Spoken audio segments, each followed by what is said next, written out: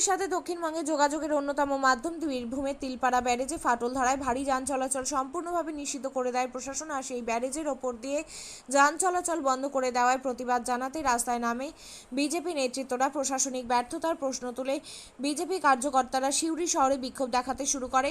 তারপর পরিস্থিতি চরমে পৌঁছালে বীরভূম সাংগঠনিক বিজেপির জেলা সভাপতি ধ্রুব সাহা সহ একাধিক বিজেপি কর্মী সমর্থকদের পুলিশ চ্যাংদোলা করে সিউড়ি থানায় নিয়ে যায় সিউড়ি থানার পুলিশ। ধ্রুব সাহা সহ একাধিক বিজেপি কার্যকর্তাদের আটক করে পুলিশ। এরপরে বিজেপি কর্মীরা রামপুরহাটে বিক্ষোভ দেখাতে শুরু করলে সেখানেও বিজেপি কর্মীদের ওপর পুলিশ লাঠিচার্জ করে বলে অভিযোগ। আর সেই বিজেপি কর্মীদের ওপর পুলিশের লাঠিচার্জ এবং বিজেপি কর্মীদের মিথ্যা কেসে জেলে পাঠানোর প্রতিবাদে বিজেপি কর্মীদের নিঃশর্ত মুক্তির দাবিতে নানুরে ছাত্রীর পচাগলা দেহ উদ্ধারের প্রতিবাদে রামপুরহাটে প্রতিবাদ মিছিল ও সভায় উপস্থিত ছিলেন বিজেপির বীরভূম সাংগঠনিক জেলা সভাপতি ধ্রুব সাহা। রামপুরহাট শহরে এসডি অফিসের সামনে প্রতিবাদ মিছিল ও প্রতিবাদ সভা করে বিজেপি কর্মী সমর্থকেরা। পার্টি আমাদের ঘোষিত কর্মসূচি বীরভূম জেলায় গণতন্ত্র বিপন্ন, মানুষের কণ্ঠ রুদ্ধ হয়ে গেছে। আজকে তিলপাড়া ব্রিজ ভেঙে গেছে, ভারতীয় জনতা পার্টি আমরা প্রতিবাদ করেছি। সেই প্রতিবাদের ফলে আমাদের পার্টির কর্মীরা 8 জন এখন জেলে আছে। এই প্রতিবাদ করতে গিয়ে রামপুরহাটের সাধারণ কর্মী, আমাদের মহিলা কার্যকর্তা, তারা রাজপথে দাঁড়িয়ে তৃণমূলের এই দলদাস পুলিশের বিরুদ্ধে আওয়াজ তুলেছিল। মহিলাদের উপরে পুলিশ লাঠি চালিয়েছে, শিক্ষকের উপরে পুলিশ লাঠি চালিয়েছে। তার প্রতিবাদে আমরা রামপুরহাটে মিছিল করেছি, বীরভূম জেলায় মিছিল করেছি। আপনারা জানেন যে নানুরে 5 জন শিশু ছাত্রী, তাদের খোঁজ পাওয়া যাচ্ছে না, পুলিশ তখন সক্রিয়তা দেখাচ্ছে না। বিজেপির গণতান্ত্রিক আন্দোলনে লাঠি চালানোর জন্য পুলিশ সক্রিয়তা দেখাচ্ছে।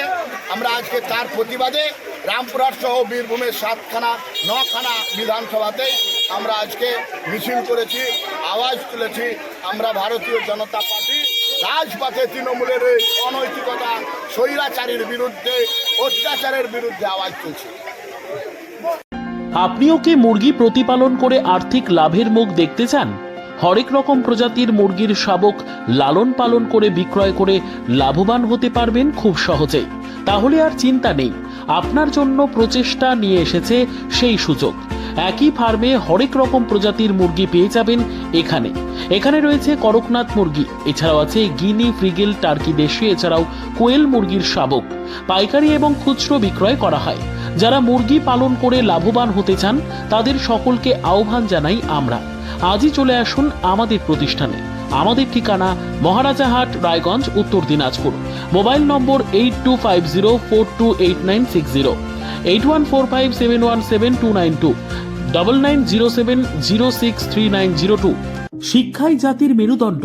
ছোট ছোট শিশুদের প্রাথমিক শিক্ষা পরিপূর্ণ না হলে আগামীতে সেই শিশুরা সঠিক পথে চলতে গিয়ে হোঁচট খায়। শিশুদের এই শিক্ষার প্রয়োজনীয়তাকে সামনে রেখেই গত 1 বছর ধরে পরিষেবা দিয়ে চলেছে জিনিয়াস এডুকেয়ার একাডেমি। শিশুদের অত্যাধুনিক শিক্ষায় শিক্ষিত করে তোলার একমাত্র বিশ্বস্ত প্রতিষ্ঠান এই একাডেমি। এখানে অভিজ্ঞ শিক্ষক শিক্ষিকা দ্বারা যত্ন সহকারে মাতৃভাষা বাংলা মাধ্যমে পড়ুয়াদের শিক্ষা দেওয়া হয়। একেবারে খেলার ছলে বিনোদনমূলকভাবে বাচ্চাদের এখানে পাঠ দেওয়া হয়। পড়াশোনার পাশাপাশি বাচ্চাদের বিনোদনের ব্যবস্থাও রয়েছে এখানে। তাই আপনার বাচ্চাকে ছোট থেকে অভিনব শিক্ষায় শিক্ষিত করে মানুষের মতো মানুষ করে তুলতে হলে এই শিক্ষা প্রতিষ্ঠানের উপরে ভরসা করতেই হবে। আমাদের ঠিকানা জিনিয়াস এডুকেয়ার একাডেমি, স্থান ঘুঘুডাঙ্গা মোড়, পোস্ট ভূপালপুর, রায়গঞ্জ, উত্তর দিনাজপুর। মোবাইল নম্বর 9563630109 অথবা 7029042308।